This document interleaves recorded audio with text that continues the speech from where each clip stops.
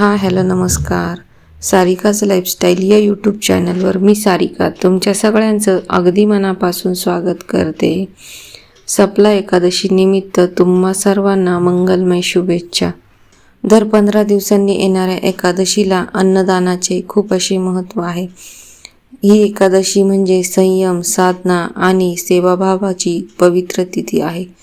सफल एकादशीच्या या मंगल प्रसंगी आपल्या गुरुपीठावर वेगवेगळ्या ठिकाणी अन्नदान केले जाते. केवळ भुकेची तृप्ती नाही तर अनेक जन्माचे पुण्य प्राप्त करून देणारी ही सेवा आहे. अन्नदान हे महादान आहे हे आपल्या सगळ्यांनाच माहिती आहे. आपल्या क्षमतेनुसार का होईना अन्नदानात नक्की सहभागी व्हा आणि या सफल एकादशीला खऱ्या अर्थाने सफल करा, कारण अन्नदान हे सर्वश्रेष्ठ दान मानले जाते. आपल्या गुरुपीठावर आणि जेवढे दिंडोरी प्रणीत सेवा केंद्र आहे प्रत्येक ठिकाणी दर 15 दिवसाला जेव्हा एकादशी येते त्यावेळेला श्री संक्षिप्त भागवताचे पारायण केले जाते आणि आपले पितृदोष असेल किंवा इतर काही अडचणी असेल तर त्या हळूहळू कमी व्हायला मदत होते. ह्या दिव्य ग्रंथाची अनुभव तुम्ही नक्की घेऊन बघा. तसेच ज्यांच्या घरामध्ये संतती नाही अशा जोडप्याने देखील दर महिन्याच्या एकादशीला बाळकृष्णाच्या मूर्तीवर 16 वेळा पुरुष सुक्ताचा अभिषेक केला आणि ते तीर्थ फक्त त्याच जोडप्याने पिले तर ही सेवा मनोभावे करणे खूप गरजेचे आहे आणि त्यांना लवकरात लवकर फलप्राप्ती होते. आणि हे खूप लोकांचे अनुभव आहे आणि दादासाहेबांनी पण बऱ्याच हितगुजामध्ये देखील सांगितलेलं आहे.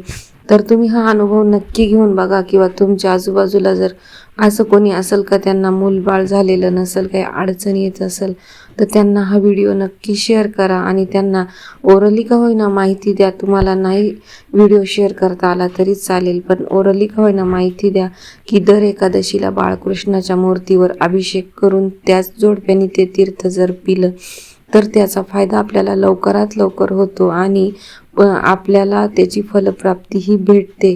तर हा व्हिडिओ जास्तीत जास्त शेअर करा आणि नाही करता आला तर ओरली का होईना पण सांगा. आणि तुम्ही ना भागवत पारायणाचे अनुभव घेऊन बघा. जिथे भागवत पारायण होते तिथे प्रत्यक्ष भगवान श्रीकृष्ण साक्षात विराजमान होतात. जो भागवत ग्रंथाचे श्रवण पठण करतो तो आपल्या वडिलांचे कुळ, आईचे कुळ आणि पत्नीचे कुळ या तीनही कुळांचा तो उद्धार करतो. अनेक जन्मानंतर ज्यावेळी मानवाची आध्यात्मिक सेवा पूर्णत्वास येते त्यावेळी त्याला भागवत पठणाची, श्रवणाची सुसंधी आणि सद्बुद्धी प्राप्त होते. कलियुगात सामर्थ्य, धनविधी, विधान, यज्ञ, यागादी, ज्ञान इत्यादीच्या कमतरतेमुळे प्राप्त होणारी सिद्धी अत्यंत दुर्लभ झालेली आहे. त्यामुळे मनुष्याने भगवंताची भागवतरूपी सर्वश्रेष्ठ सेवा करायला पाहिजे.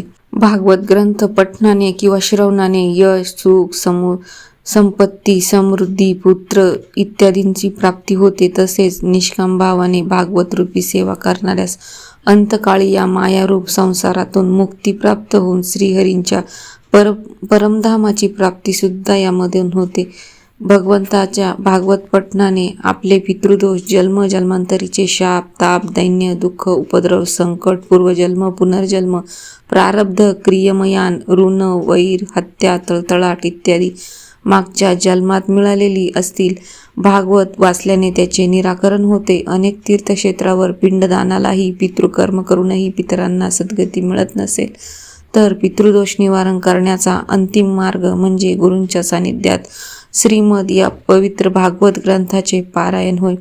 गत 42 पिढ्यातील सर्व पितरांची कृपा प्राप्ती करता गेल्या जाणाऱ्या मोजक्या प्रभावी व त्वरित फलदायी सेवांपैकी एक सेवा ती म्हणजे श्री भगवान श्रीकृष्ण यांचे जीवनचरित्र असलेला ग्रंथ श्री भागवत महापुराण ग्रंथाचे वाचन, मनन, चिंतन, पठण जर तुम्ही केले तर तुमचे अनेक अडचणी ह्या दूर होतात आणि हे प्रत्येक हितगुजामध्ये गुरुमाऊली सुद्धा नेहमी सांगतात.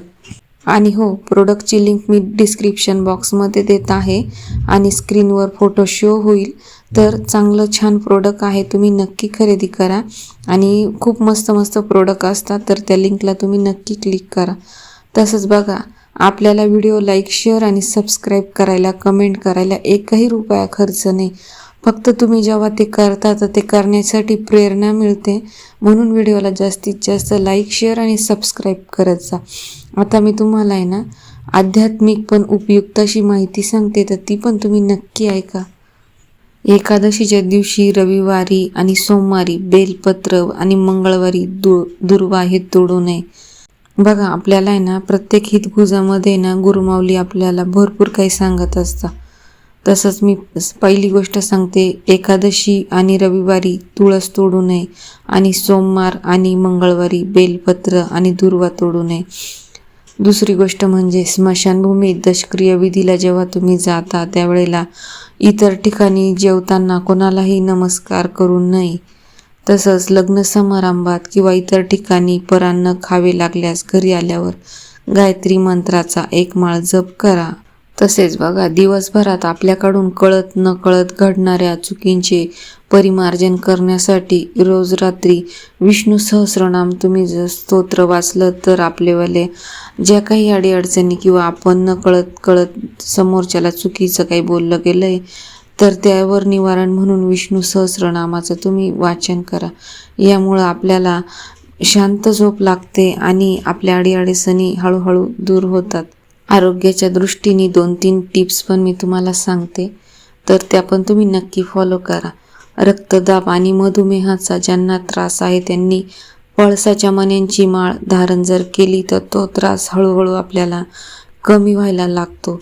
आणि ती माळ जर कुठे भेटेल हा विचार तुम्हाला येत असेल तर ती गुरुपीठावर किंवा जिथं दिंडोरी प्रणित केंद्राचे दुकान आहे तिथं तुम्हाला मिळेल.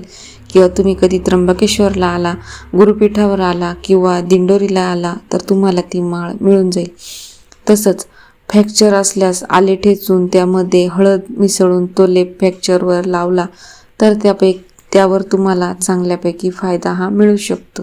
आणि त्यानंतर गुडघेदुखीवर मुंग्यांच्या वारुळाची मातीमध्ये चिंचेचा पाला तुम्ही तो मिसळून आणि चांगला शिजवून घेतला गोमूत्रामध्ये आणि त्याचा मलम जर तुम्ही गुडघ्यांना लावला तर त्याचा सुद्धा तुम्हाला छान प्रकारे फायदा होतो. तर हे छोटे छोटे उपाय तुम्ही करून बघा.